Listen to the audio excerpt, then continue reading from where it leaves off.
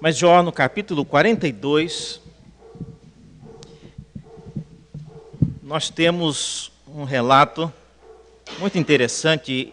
Eu acho importante olharmos para como tudo isso terminou, para entendermos algumas coisas que aconteceram no decurso da história de Jó. Jó, no capítulo 42,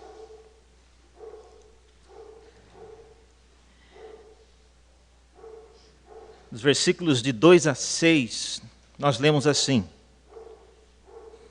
Então respondeu Jó ao Senhor: Bem sei que tudo podes, e nenhum dos teus planos pode ser frustrado.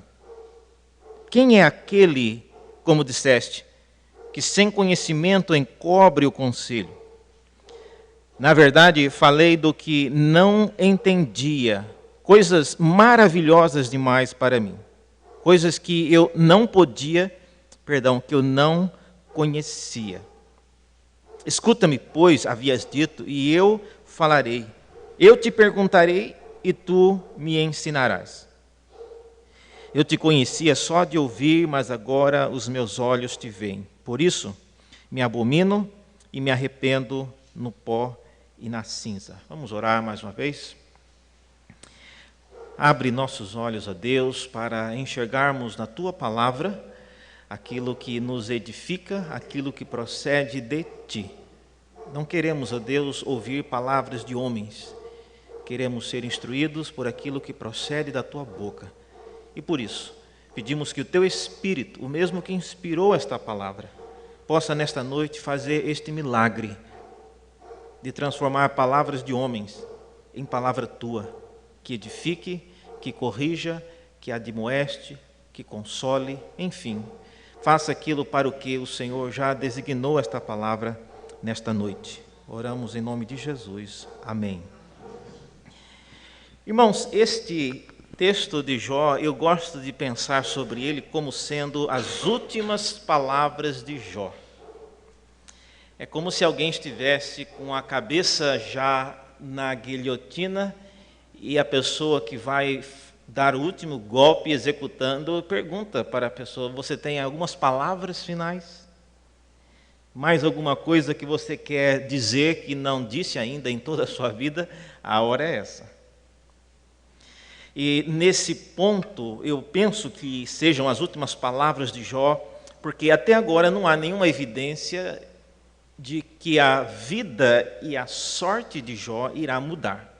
Ele ainda não sabe que ele receberá em dobro daquilo que ele teve no início da sua vida. Ele não sabe de nada disso ainda. E se for julgar por aquilo que Deus já falou nas últimas palavras, não está muito claro que Deus vai restituir tudo aquilo que ele teve e dar ainda em dobro. Não está claro isso. Então, para Jó, parece realmente que essas são as últimas palavras. E por quê? Por que últimas palavras? Pense em algumas coisas que nós já falamos aqui e que é o contexto do livro. As últimas palavras, eu digo porque Jó, de uma certa maneira, ele já ouviu, por exemplo, as palavras da esposa dele, no início do livro. E ela, depois de ter visto as primeiras coisas que aconteceram, ela disse: olha, a solução que eu tenho para o que está acontecendo é melhor você morrer. Amaldiçoa esse Deus que você adora e morre, porque é melhor isso do que você continuar do jeito que você está. Só um rápido contexto: a doença de Jó, as feridas que ele tinha, eram feridas que o texto diz eram malignas, eram tumores malignos. Então, para qualquer pessoa que olhava para a vida de Jó, sabia que ele já deveria estar morto. Ninguém coberto com tumores malignos, diz o texto, do topo da cabeça até a planta dos pés, não podia mais estar vivo. Era uma situação inexplicável. Eu não sei quantos já tiveram a experiência de ver alguém tomado de um câncer maligno, já em estado avançado. É uma coisa triste e às vezes a gente fica pensando: Senhor, melhor fosse o Senhor tivesse já levado essa pessoa para estar contigo, porque a situação já é imperdurável, não tem como mais voltar atrás, a morte é inevitável, o caso é terminal. Então, a melhor coisa seria se essa pessoa fosse logo encontrar com o Senhor. E é isso que faz com que a situação de Jó se torne uma coisa inexplicável, porque ele já deveria estar morto. A situação dele mostra isso. E a palavra da esposa dele é uma palavra dura, porém reflete exatamente aquilo que muitos de nós falaríamos também. E ela perdeu todos os seus filhos de uma vez só, e o marido agora está nessa condição, e ela então tem essa palavra. Então, da parte dela, essa é a contribuição. Jó também, ele já ouviu os seus amigos, e os seus amigos começaram a falar desde o capítulo 4 do livro, e foi até o capítulo 31, falando, dando conselhos e explicando aquilo que era inexplicável. Jó ouviu mais do que ele gostaria, ouviu coisas que ele achou totalmente incompatível com o que estava acontecendo, mas ele teve que ouvir. E por último, depois de ter ouvido a mulher, os amigos, Jó também, ele ouve as palavras de Deus. E ele esperava que esse encontro com Deus fosse esclarecer muitas coisas. Porque uma coisa é o meu irmão ali achar alguma coisa da minha vida. Outra coisa é eu estar diante de Deus. Agora nós vamos colocar as coisas a limpo aqui. Agora Deus vai nos explicar o que estava acontecendo, porque alguém justo como eu próprio Deus disse no início do livro, estou passando por tamanha aflição. Para a surpresa de Jó, para a tristeza dele, o Senhor, quando aparece para ele, começa a falar de coisas que aparentemente não tinha nada a ver com a situação de Jó. Vocês se lembram? Leiam depois do capítulo 38 até o capítulo 41. O Senhor pergunta para Jó se ele já tinha observado a avestruz. Senhor, eu quero saber o que está acontecendo comigo. Eu não tenho nada a ver com a avestruz. Não, Jó, calma. E o hipopótamo? Você já observou o hipopótamo? Em outras palavras, parece que, eu acredito que Deus, ele não tenha respondido nenhuma das centenas de perguntas que Jó fez durante todo o livro, de propósito. Deus queria ver se Jó realmente continuaria disposto a adorar um Deus, simplesmente pelo prazer de estar ao lado daquele Deus, mesmo que aquele Deus não lhe desse todas as respostas que ele gostaria de ter. E talvez, eu acredito que essa tenha sido a razão porque Deus tenha aparecido para Jó e começado a falar de avestruz, de hipopótamo, de leviatã, coisas que são importantes, mas não explicam nada do que estava acontecendo com Jó. E o que ele queria saber, na verdade, era isso. Se aquilo que os seus amigos falaram a seu respeito era verdade. E se aquilo que estava acontecendo com ele tinha alguma razão relacionada a pecado ou não. Deus não fala nada sobre isso. Portanto, essas palavras são as últimas palavras, porque chegam no momento que Jó já ouviu a sua esposa, já ouviu os seus amigos, já ouviu até alguém que apareceu do nada, que é o Eliú. Ninguém sabe de onde ele veio e depois ele some também. E agora Deus já falou e vem agora a palavra de Jó. E é já no final do livro. Então, quais são essas palavras que nós ouvimos aqui da parte de Jó? Eu queria dividir isso em pelo menos 4 coisas que Jó ele fala aqui no versículo 2 em diante. Veja aí na sua Bíblia, no versículo 2, a primeira coisa que Jó diz é que ele sabe, bem sei que tudo podes. Bem sei que tudo podes. A primeira palavra então de Jó é que ele confessa a onipotência e a soberania de Deus. Não, aqui eu quero ser específico, porque às vezes eu vejo que nós, presbiterianos, para tudo nós damos resposta da soberania de Deus, não é mesmo? E a gente acaba gastando a palavra. Qualquer coisa que acontece que a gente não consiga explicar, a gente coloca a soberania de Deus. Não, isso aí é da soberania de Deus. Ele faz o que ele quer. É lógico que ele faz o que ele quer, mas não é isso que Jó está falando. Quando ele menciona aqui que ele sabe que o Senhor pode tudo, ele está, na verdade, refletindo aquilo que ele já havia dito no início. Desde o início do livro, quando as coisas começaram a acontecer, Jó nunca duvidou. E ele nunca teve outra sugestão de quem estava por detrás de tudo aquilo. Ele sempre disse: do Senhor nós recebemos e agora Ele está tomando. Nós vimos isso no capítulo 1, versículo 22, e no capítulo 2, versículo 10, quando ele responde para a esposa, o Senhor Deus deu, Ele tirou. Então, ele sempre atribui isso a Deus. Então, é isso que ele está dizendo aqui. Mais do que nunca, agora eu sei, Senhor, que Tu podes todas as coisas. Tu podes todas as coisas, tanto aquilo que é para o bem, quanto aquilo que aparentemente tem servido até o momento para me afligir apenas. O que é que você acha que Deus pode fazer na sua vida? Você já pensou nisso? O que é que Deus pode mudar na sua vida? Reverendo, não sei não, viu? Mas lá em casa a coisa está do mesmo jeito há muito tempo. Eu acho que não vai mudar nada. E olha que nós estamos tentando muito. Oração, de joelho, mas não muda nada, reverendo. Mas Deus, irmãos, Ele pode mudar. E pode mais do que você imagina. E Jó, nesse caso, ele experimentou, e eu não gostaria que nenhum de nós, inclusive eu, passasse pela situação que Jó passou. Mas é importante você chegar ou passando ou não pela situação que Jó passou, de acreditar que Deus pode todas as coisas. Ele pode. Se Ele quer ou se Ele vai fazer, é outra história. Mas Ele pode. Pode e Ele faz. Então Jó, a primeira confissão dele e diante de Deus é essa, que ele sabe que o Senhor pode. E veja aí, em seguida, fala que ele sabe também que nenhum dos seus planos pode ser frustrado. A versão corrigida traduzia essa segunda parte aqui da seguinte maneira: eu sei que nenhum dos teus propósitos pode ser impedidos. Interessante que a corrigida coloque isso.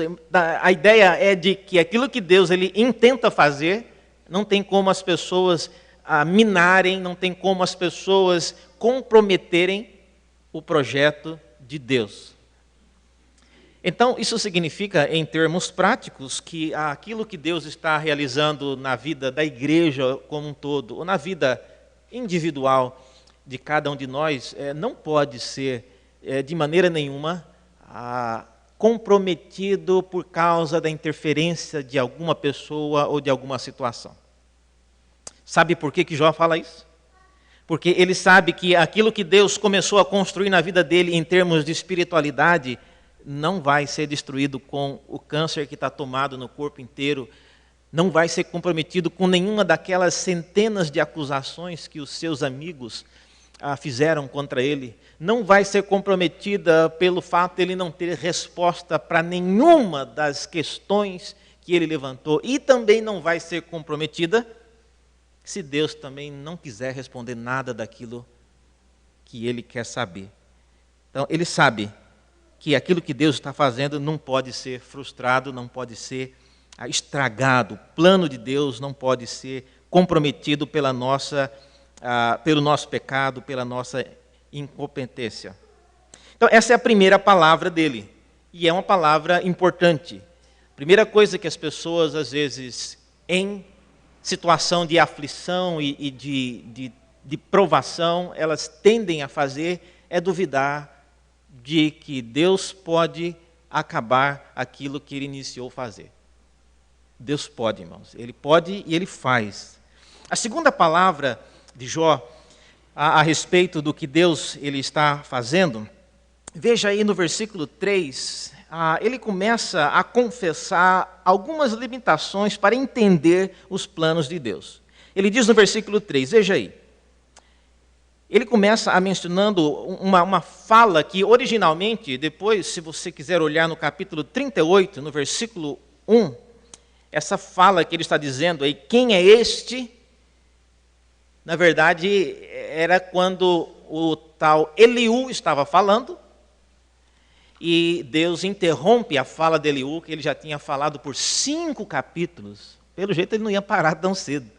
E Deus fala, chega, você não vai contribuir em mais nada. E Deus então interrompe, depois de 5 capítulos de Eliú falando, e Deus interrompe e fala, quem é este que escurece os meus desígnios com palavras sem entendimento? E Jó, aqui no capítulo 42, mesmo não tendo sido dito essas palavras a ele, Jó toma isso como uma lição também para ele. E ele diz o seguinte, quem é aquele, como disseste, que sem conhecimento encobre o conselho? Na verdade, eu também falei coisas que eu não entendia. Então, essa é a confissão de Jó, uma confissão da sua limitação de entender aquilo que Deus estava fazendo. O Nelson mencionou a respeito do Salmo 73, e a história é longa, porque que o Salmo 73 possivelmente são palavras que Asaf ele refletiu em algo que Jó havia dito. E a conexão aí está, não vamos falar sobre isso hoje, mas quando Deus fala, observastes o hipopótamo, a palavra hipopótamo no hebraico é uma palavra, é a mesma, embora a tradução seja diferente no Salmo 73, lá no capítulo 22, fala que quando eu comecei a agir dessa maneira, eu me tornei embrutecido. Então a palavra embrutecido é a mesma, é o mesmo termo que em Jó é traduzido como hipopótamo. Então, se você fosse traduzir literalmente, você poderia dizer lá no Salmo 73, eu me tornei como um hipopótamo. E as coisas que ele descreve, então, muitos teólogos fazem essa conexão entre o Salmo 73 e a vida de Jó. Mas nesse caso, o Salmo 73 esclarece mais uma coisa, irmãos. Porque vejam como foi feita a leitura aqui, e eu pedi para que o Nelson fizesse essa leitura. Observe que o salmista, descrevendo a vida de Jó, ele mostra que houve um momento em que ele só pensava em olhar para a vida dos arrogantes. E quando você começa a olhar demais para a vida dos arrogantes, aquilo cresce dentro de você como uma massa que está sendo levedada pelo fermento. Aquilo vai crescendo, crescendo. E o Salmo 73, ele caminha ao ponto de Jó dizer que ele chegou a achar que ter mantido a sua vida pura foi uma perda de tempo. Eu acho que não devia ter gastado tanto tempo da minha vida seguindo a Deus, guardando-me de contaminar com coisas que Deus condena. Eu não devia, isso foi uma perda de tempo, disse o salmista. Todavia, essas não foram as suas palavras finais. Ele disse que quando ele entrou na casa de Deus, ele teve outra conclusão. Ele observou que o fim dos perversos é um fim diferente. E o Senhor os põe em lugares escorregadios. A tragédia faz parte do daquilo que lhes espera. Portanto, essa é uma palavra importante, irmãos, você admitir e confessar a sua incapacidade de entender os planos de Deus, antes de você abrir a sua boca para comentar aquilo que está acontecendo com a sua vida ou com a vida de outros. Então, se você tiver com uma caneta aí, no Salmo 73, eu queria que você sublinhasse essa palavrinha. E se a Bíblia for sua também, né? Sublinhe com a caneta no Salmo 73, no versículo 22.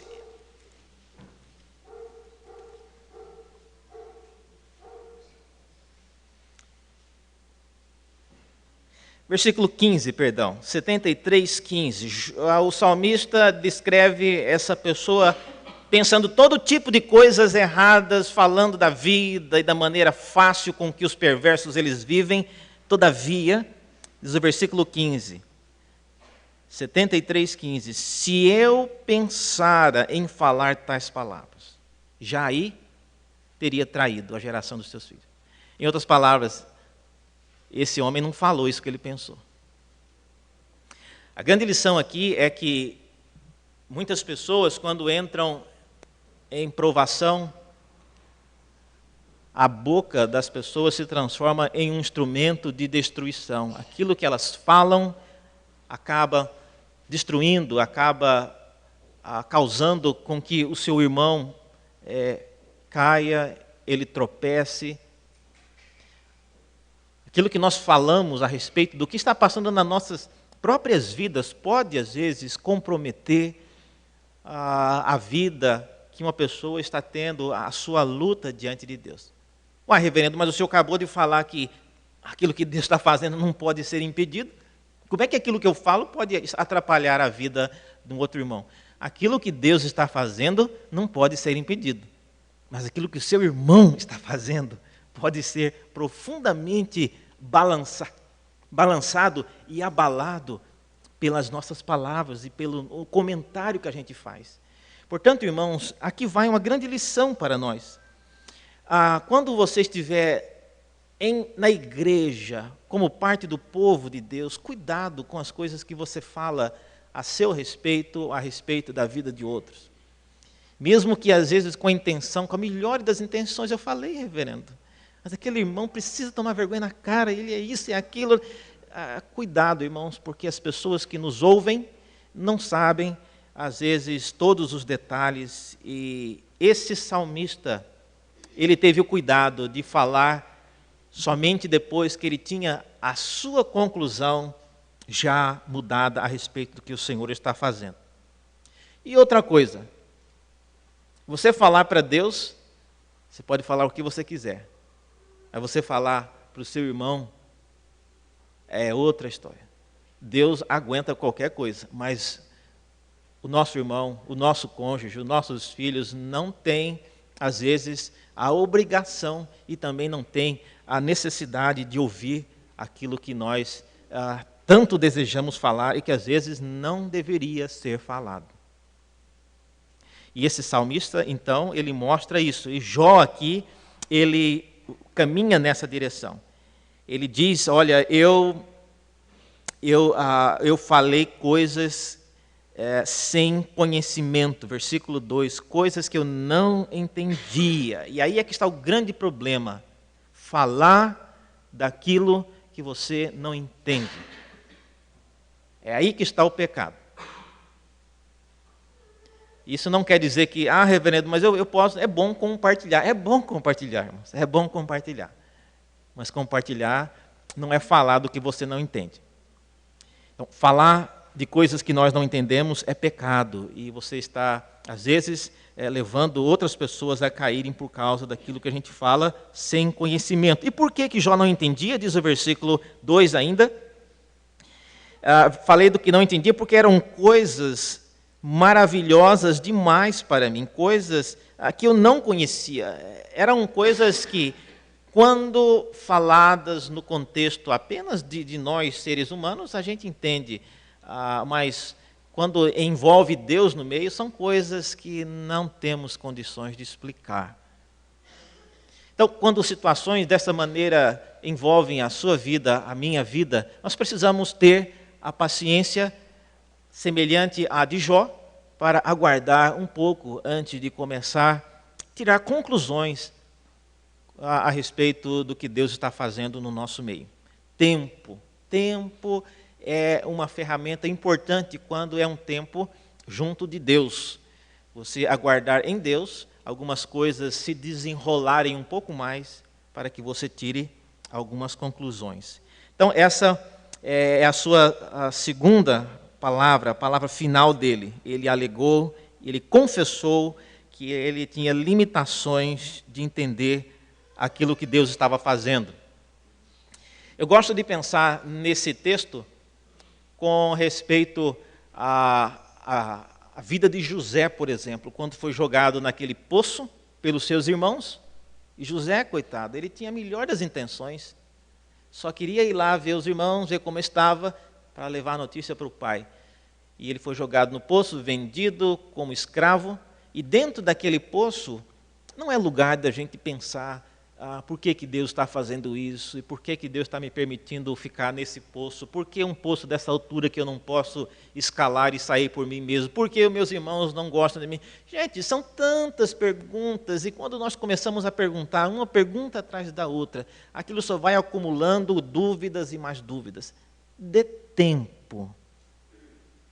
Tempo com Deus e aguarde algumas coisas acontecerem.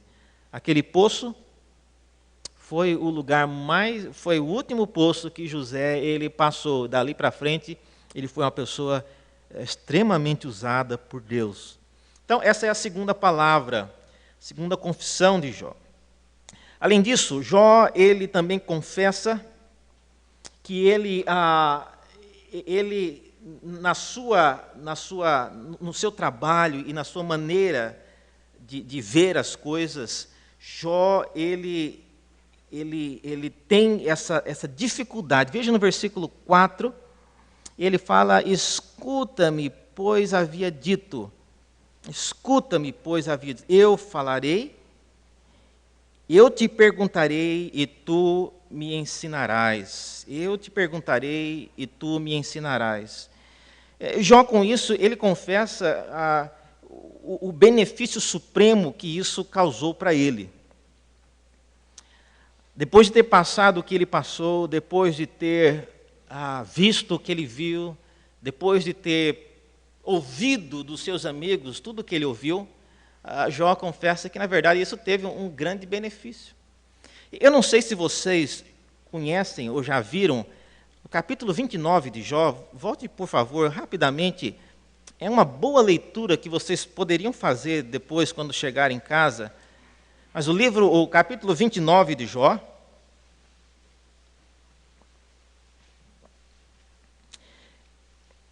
é uma autobiografia. É o próprio Jó quem conta como era a sua vida antes dessas coisas acontecerem. E quando você lê o capítulo 29, você começa a entender por que Deus provou alguém como Jó. Veja aí rapidamente algumas coisas. Ele está dizendo: quem me dera ser como fui nos meses passados. Observe então que essa aflição dele demorou meses. Como nos dias que Deus me guardava, quando eu fazia resplandecer a sua lâmpada sobre a minha cabeça, quando eu, guiado por sua luz, caminhava pelas trevas, como fui nos dias do meu vigor, quando a amizade de Deus estava sobre a minha tenda, quando o Todo-Poderoso ainda estava comigo, e os meus filhos em redor de mim. Que maravilha! Quando eu lavava os pés em leite, e da rocha me corriam ribeiros de azeite. Isso é uma linguagem figurada para dizer que ele era muito rico. Versículo 7, quando eu saía para a porta da cidade, e na praça era-me dado sentar-me, os moços me viam e se retiravam, os idosos se levantavam e se punham em pé. Os príncipes reprimiam as suas palavras e punham a mão na boca. A voz dos nobres emudecia e a sua língua se apegava ao paladar. Ouvindo-me algum ouvido, esse me chamava feliz. Vendo-me algum olho, dava testemunho de mim. Porque eu livrava os pobres que clamavam e também os órfãos que não tinham quem os socorresse. A bênção do que estava a perecer vinha sobre mim e eu fazia rejubilar o seu coração. Eu me cobria de justiça e esta me servia de veste, como manto e turbante era a minha equidade.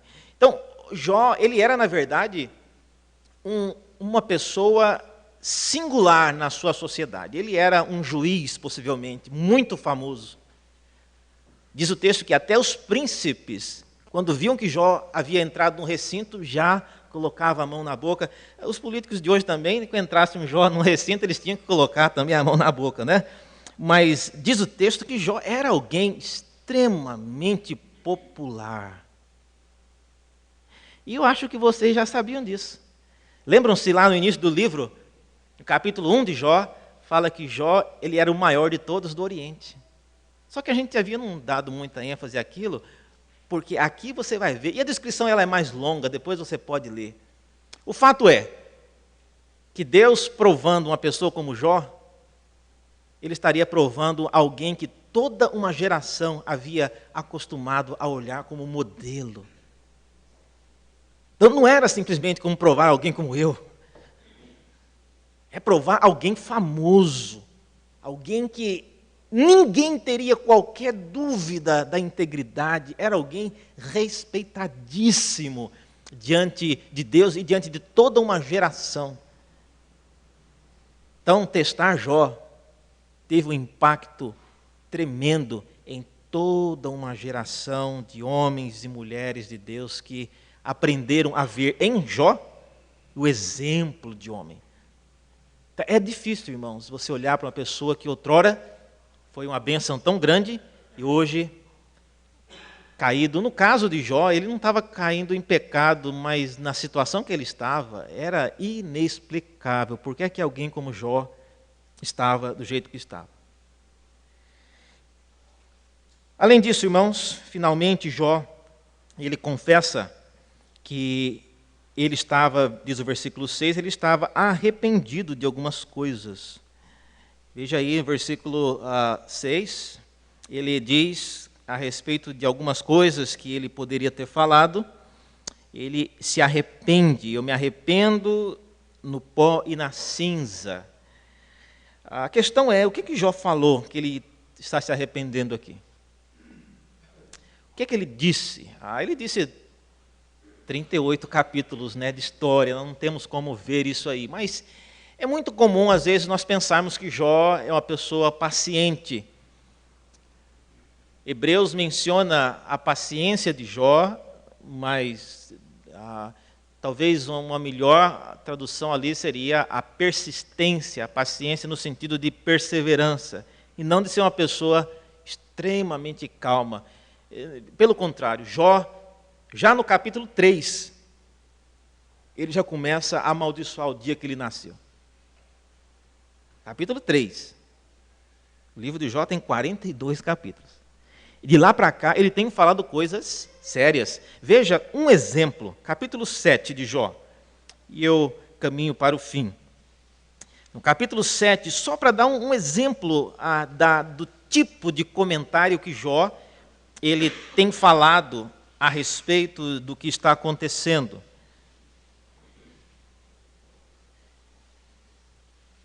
Jó, no capítulo 7, ele está dizendo, não é penosa a vida do homem sobre a terra? Não são os seus dias como de um jornaleiro, como o escravo que suspira pela sombra e como o jornaleiro que espera pela sua paga? Assim, me deram por herança meses de desengano. Mais uma vez a referência de que a sua aflição demorou meses. E noites de aflição me proporcionaram. Ao deitar-me digo, quando me levantarei? Mas comprida é a noite, farto-me de revolver na cama até a alva. Ele não consegue nem dormir mais, veja. A minha carne está vestida de vermes, então a sua pele já não é mais só feridas, mas tem já vermes envolvidos aqui na pele dele. É uma situação para lá de terminal. E ele não entende por que ele não morreu ainda. E é por isso que, às vezes, quando ele pede para morrer, não é porque ele está querendo suicidar. Não, gente, é porque a situação dele já passou da hora de morrer. E ele pede, por favor, é melhor, eu preferiria morrer e estar com Deus a continuar dessa maneira. E aí ele vai falando que, versículo 6, os meus dias são mais velozes do que a da lançadeira do tecelão e se findam sem esperança. Lembra-te de que a minha vida é um sopro, os meus olhos não tornarão a ver o bem. Os olhos dos que agora me veem não me verão mais, os teus olhos me procurarão e já eu não serei. Jó, quando fala isso, possivelmente ele estava na cama, porque está falando que ele não consegue dormir, e ele vai dormir aquela noite, e ele não acredita que amanhã ele vai acordar vivo. Então, isso é uma oração que ele está fazendo à noite. E mais adiante, no versículo 11, parece que ele cansa de orar, e ele começa já a reclamar, ele fala, por isso eu não reprimirei a boca, eu vou falar na minha angústia mesmo, na angústia do meu espírito. Queixar-me-ei na amargura da minha alma. Olha só, lá vem Jó. Então, aonde está o Jó paciente? Aqui nós estamos no capítulo 7 ainda. Jó vai até 42. Então, irmãos, a questão toda é, eu não estou incentivando ninguém a ser como Jó nesse ponto aqui, não. Eu estou incentivando você a pensar o seguinte. Tem coisas que você pode queixar a Deus. Tem coisas que você não deve queixar com ninguém mais, somente com Deus. Outras você pode mencionar para um amigo, para um membro da igreja, para o seu pastor, para o seu esposo, a sua esposa, assim por diante. Todas essas queixas, elas seriam improcedentes e descabidas se Jó estivesse falando isso no meio da igreja, lá para as pessoas que estavam na praça. Mas ele falou isso para Deus. Ele compartilhou isso com Deus. E essas foram as suas últimas palavras. Ele se arrepende de ter falado essas coisas, porque agora, depois de tudo que Deus falou, ele entende que ele precisava pensar mais. Haviam coisas que ele não havia considerado antes de falar, e agora ele pede perdão aqui. Eu me arrependo no pó e na cinza. As últimas palavras são as importantes, não são, irmãos? Quais têm sido as suas últimas palavras quando algumas coisas acontecem na sua vida? A maneira como a gente termina algumas coisas definem bastante aquilo que a gente aprende delas, não é mesmo? Às vezes Deus começa mais ou menos a nos provar e nós colocamos tudo a perder já. A nossa vida, a vida dos que estão próximos de nós. Mas tenha a esperança de que Deus, Ele pode fazer coisas que você jamais imaginou. E que Ele pode mudar, que Ele pode transformar a sua vida, situações de outras pessoas ao seu redor.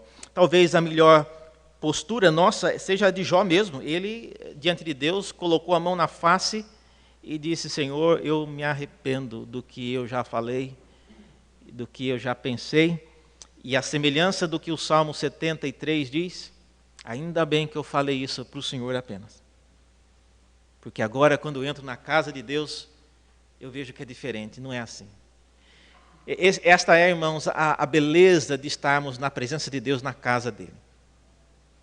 Coisas que acontecem aqui na igreja, que não acontecem na sua casa, por mais bonita que ela seja, Deus, Ele faz coisas na casa dele, como Ele fez naquele personagem do Salmo 73. Ele só chegou à conclusão de que a vida dele valia a pena quando ele entrou na igreja. E ali ele começou a perceber como é que é o destino final dos arrogantes. Quais têm sido as suas últimas palavras diante do que Deus tem feito na sua vida? Abaixe a sua cabeça agora e ore a Deus. E se é o momento de você pedir perdão a Ele, faça agora, pedindo que Ele possa desconsiderar as palavras que você já tenha dito e ensinar-te a caminhar na presença dEle de maneira confiante. Ó Deus, à semelhança de Jó, não conhecemos, Senhor, tudo o que o Senhor tem feito.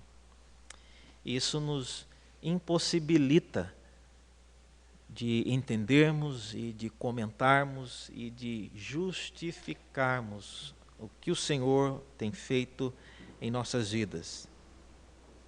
E eu peço a Deus em favor de pessoas que estão aqui hoje, que porventura estão passando por situações difíceis há muito tempo, sem respostas, sem mudanças significativas, alguns, ó Deus, já sem esperança. Ajuda-nos, ó Deus, a sermos conselheiros uns dos outros com temor, com fé, crendo que o Senhor pode todas as coisas, crendo que nenhum dos teus planos, na verdade, podem ser impedidos. E esta é a nossa confiança, de que aquilo que o Senhor começou a realizar em nossas vidas irá prevalecer. Enquanto isso não acontece, ó Deus, ajuda-nos a aguardar com fé. Ajuda-nos a encorajar aqueles que estão já com os joelhos trôpegos e as mãos decaídas, para que juntos, ó Deus, como igreja, possamos perseverar. Nós oramos assim em nome de Jesus. Amém.